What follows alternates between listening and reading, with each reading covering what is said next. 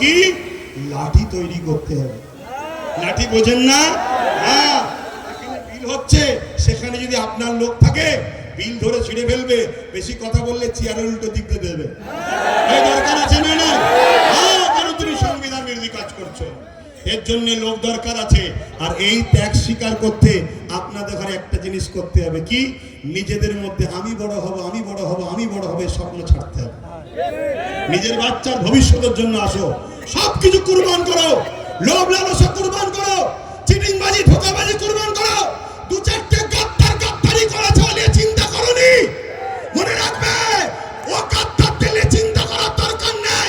আল্লাহ যেটা করে ভালোর জন্য করে, পচা ঝাড় বেরিয়ে যায় ভালো, কারো জন্য কোনো কিছু আটকায় না। তো যাক, কেন্দ্র সরকারের বিরুদ্ধে আমাদের এই সংগ্রাম আজ থেকে শুরু হলো 6 ডিসেম্বর, আগামী দিন চলতে থাকবে।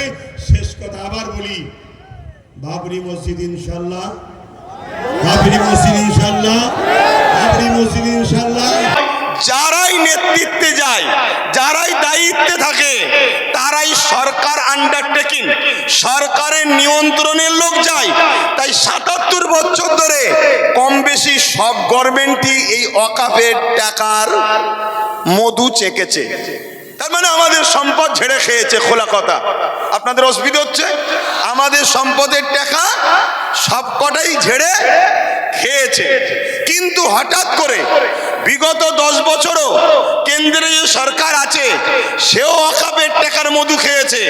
কিন্তু একটা প্রশ্ন, হঠাৎ করে এই ওয়াকাফকে কেন আইন করে নিজেদের কবজায় নিবাস ষড়যন্ত্র করছে, এটা আমাদের ভাবতে হবে। এই জায়গাটা হলো পয়েন্ট। তার আগে আমি আপনাদের বলি, আমার রাজ্যে যিনি বর্তমান সরকার আছে, আমার রাজ্যে যিনি বর্তমান ক্ষমতায় রয়েছে, ইনি সাচার কমিটির রিপোর্ট অনুযায়ী আমাদেরকে কি ওয়াদা করে এসেছিল, ইনার আগে যে বাম সরকার ছিল সেই বাম সরকার নাকি 20,000 কোটি টাকা ওয়াকফ সম্পত্তি লুটপাট করেছে। অতএব আমি যদি ক্ষমতায় আসি মুসলমানদের ওয়াকফ উদ্ধার করে দেব। এটা বলেছিল না বলেনি? হাত তুলে বলবেন বলেছে না বলেনি? হাত তুলে বলেন বলেছিল না বলেনি?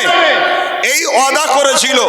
আরো অনেক ওয়াদা, 10,000 মাদ্রাসা, ফুরফুরা শরীফের রেল, ইটা সিটা বাড়িতে বাড়িতে, মানে দুনিয়া যা ফেকার ফেঁকেছিল আর আমরা মূর্খর মতো নিয়েছিলাম। ওটা ছেড়ে দেন, আমি একটা টপিক নিয়ে আলোচনা করছি। তাহলে ইনি বলেছিলেন উদ্ধার করে দেবো, কিন্তু উনি এসেছেন 2011, আজকে 24, দীর্ঘ 13 বছর প্লাস হতে যাচ্ছে। কিন্তু দুঃখের সাথে বলতে হয় একটা সম্পদও উদ্ধার হয়নি। আমি 2013-14 থেকে আন্দোলন করছি যে ওয়াকফকে ফিরিয়ে দিতে হবে, ওয়াকফকে হেফাজত করতে হবে।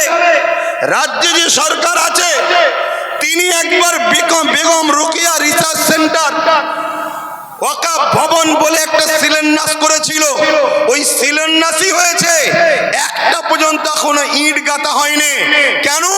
সব সেটিং ভাবে চলছে। এদের সবার বাপ, সবার মাথায় মনে রাখবেন আরএসএস বসে আছে। অতএব সমস্ত সম্পদকে আরএসএস এর ফান্ডে দিতে হবে, এটাই হলো ইনাদের মূল পরিকল্পনা।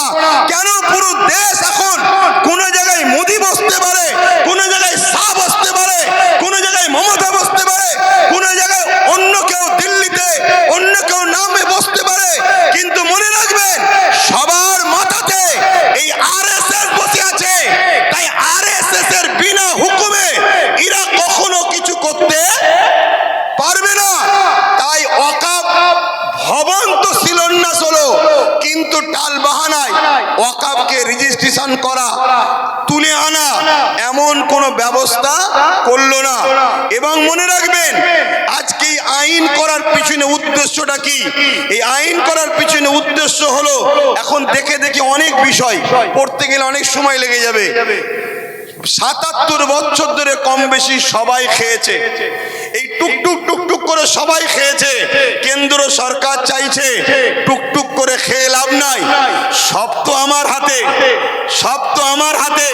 প্রধানমন্ত্রী আমার, স্বরাষ্ট্রমন্ত্রী আমার, সব আমার।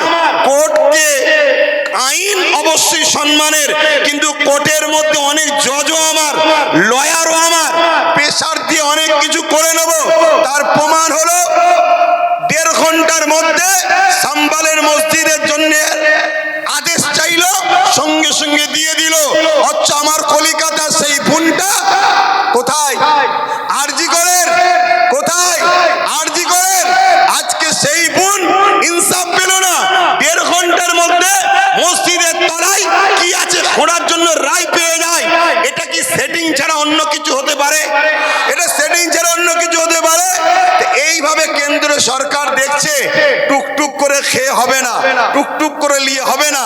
সবই তো আমার, প্রত্যেক জেলার প্রত্যেক রাজ্যের সিএমও তো আমাদের, প্রত্যেক জায়গার ডিস্ট্রিক্ট ম্যাজিস্ট্রেট থেকে শুরু করে সব দপ্তরই তো আমাদের।